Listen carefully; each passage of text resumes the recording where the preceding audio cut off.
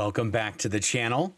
I'm Mark Headley, and this is another episode of the Scientology Spy Files. In the last episode, we covered a document from the Office of Special Affairs, Scientology's spy wing, that perpetrated the largest infiltration of the United States government in its history. And we read from an internal document from May 18th. And today's document is from Kirsten Catano, Thorne, Vinnie Jari, Pedersen is her current married name. And in this document, she's writing up some new information that just came in from Eric Geisler. So let's get right into it. May 20, 2006. Below are several pieces of new data related to BFG. Eric called me tonight. This is Eric Geisler from the last document which she met with, and he agreed to spy at my birthday party that was coming up. And it's I want to say it's on the party was going to be on a Sunday, and this is the Saturday right before the party. Eric called me tonight and said he looked up some of the postings on the net that I must have been talking about. And then she says, I never mentioned the name of the poster. Eric called me tonight and said he looked up some of the postings on the net that I must have been talking about. I never mentioned the name of the poster, got really mad, and asked Mark over the phone if he was BFG. He said he read many things in the posts that have to be Mark and told him so. Mark denied it, but said he had said some nasty things about the base to some people he shouldn't have and would stop doing that. Never happened. Eric said that he told him he wants to talk to him about this more and that if it is him, he had better stop. This never happened. Eric then told me he had seen Matt and Suzette this morning for breakfast. These are some other friends of mine that OS is trying to get some data out of as well, but they're not having too much success getting anything out of anyone except for Eric, and a little bit out of this guy named Wolfie and another guy named Adam. Eric told me that he had seen Matt Suzette this morning for breakfast. Eric told them that he'd met with me, read some of the postings, and that they had to join forces to handle Mark now. He told Suzette she had to get out of there. Suzette packed a bag and moved in temporarily with Matt while she finds her own place. Eric said that he realized he didn't tell me before starting, but that he couldn't stand what he read, got really mad and riled up and had to do something. Eric said he has some data on Mark that he can use to get him to stop. He said that he didn't want to tell me what this was, but that he promised me he will be able to verify independently within 48 hours that it is Mark, and then will handle him to stop. Yeah, so I'm not exactly sure what this is. Matt, Eric, and I will meet Monday to finalize what they're going to do.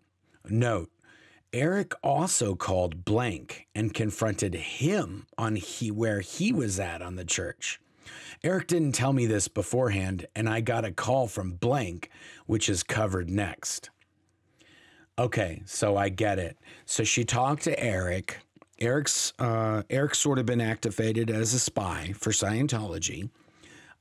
Eric wants to talk to his mother again, and his mother is still a Scientologist. She's a civilian Scientologist. She wasn't in the Sea organization.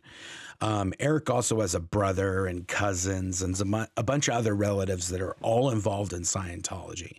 So in order to talk to those people again, if you are declared a suppressive person by Scientology, you have to do these steps called the A to E steps.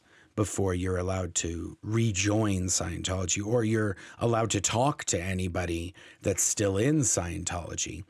And they tell you that the only person that you can talk to in Scientology is the International Justice Chief.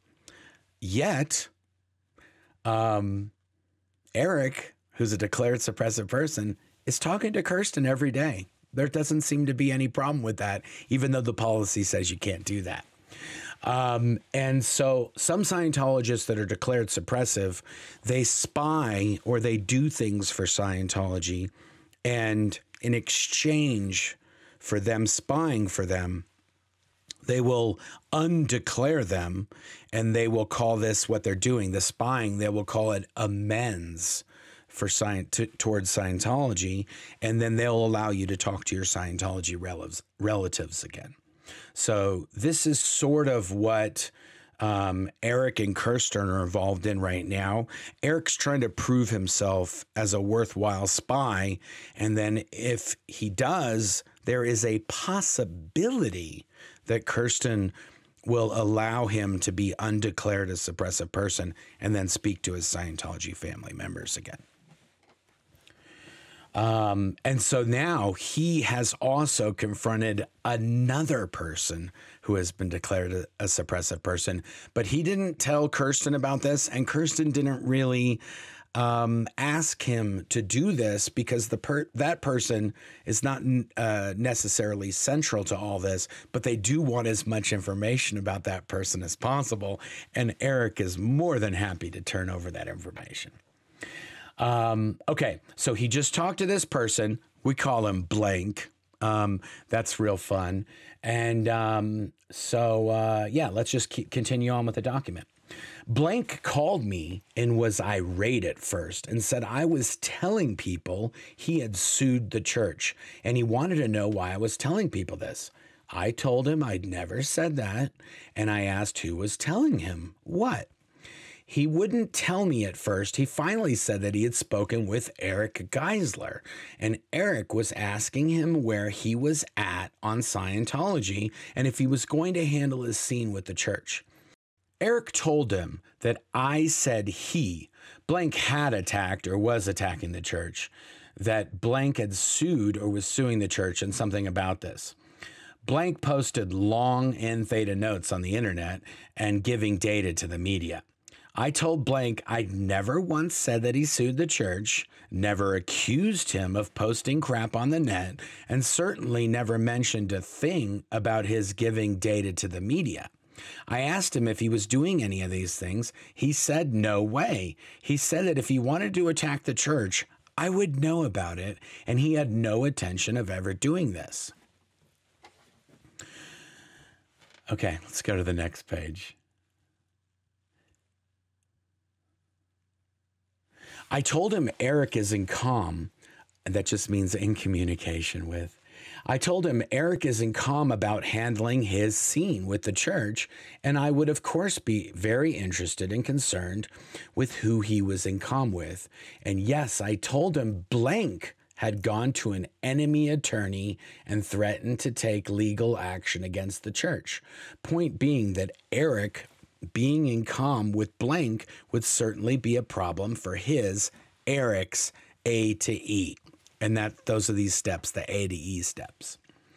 Blank calmed down and said he understood.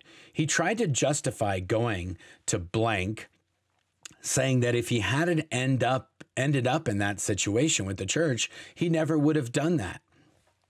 But Blank was the dumbest attorney he'd ever seen anyway, and said things in the threatening letter to the church that Blank had never said, worse things.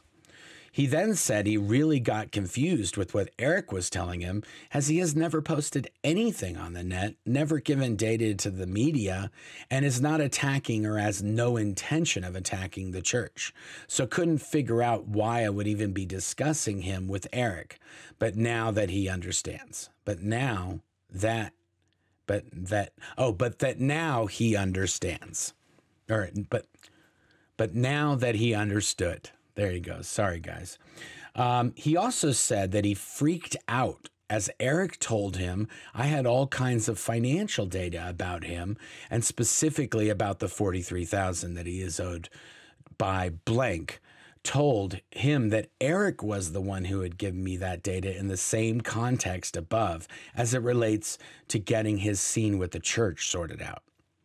Blank said okay, and that he had been completely worried about how I would have possibly found that out, was trying to figure out who all he had told that data to, but had only told 2 or 3 people, so couldn't figure out what kind of lines I had, etc.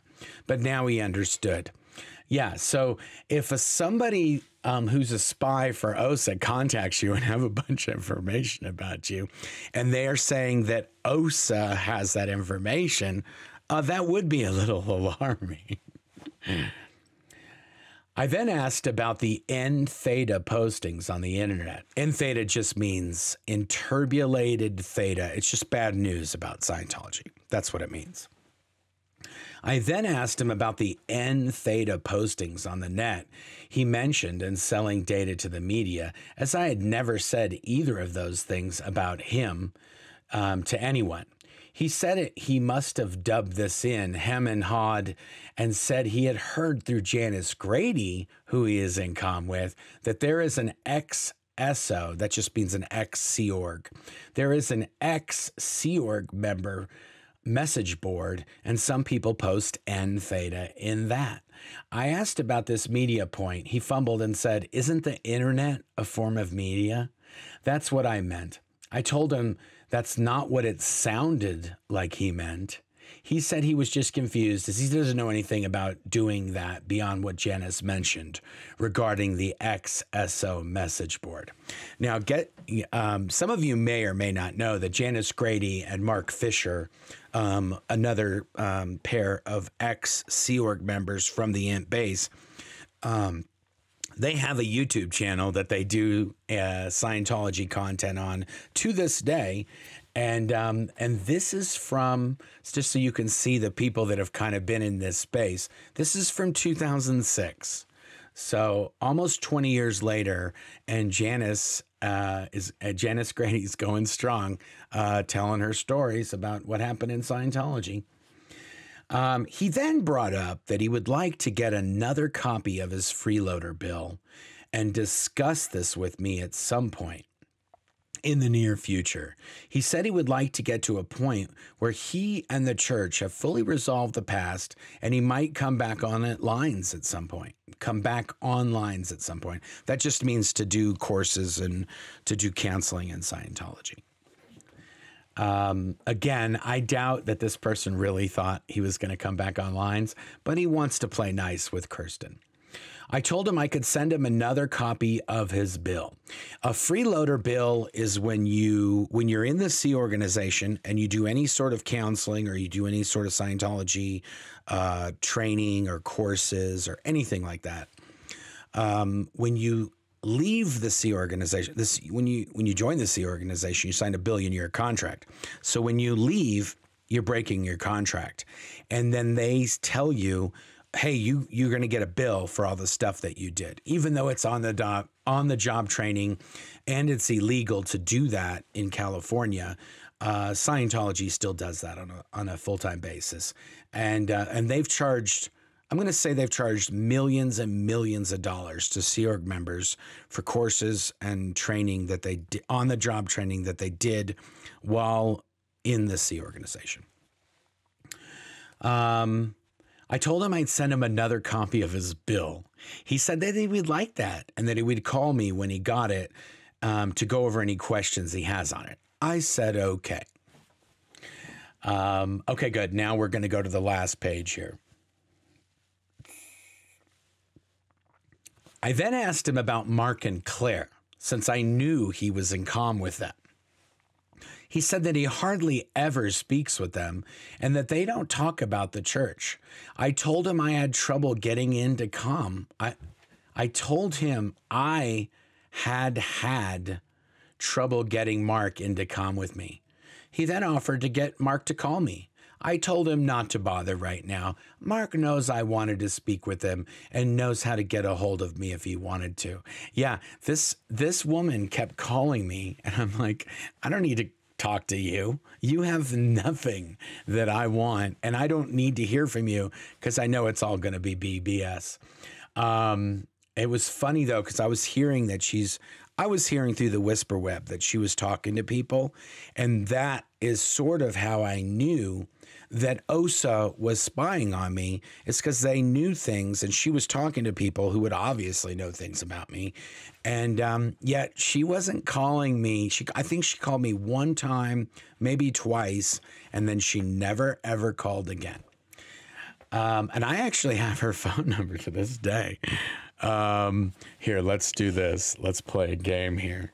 Because OSA's watching this. Kirsten.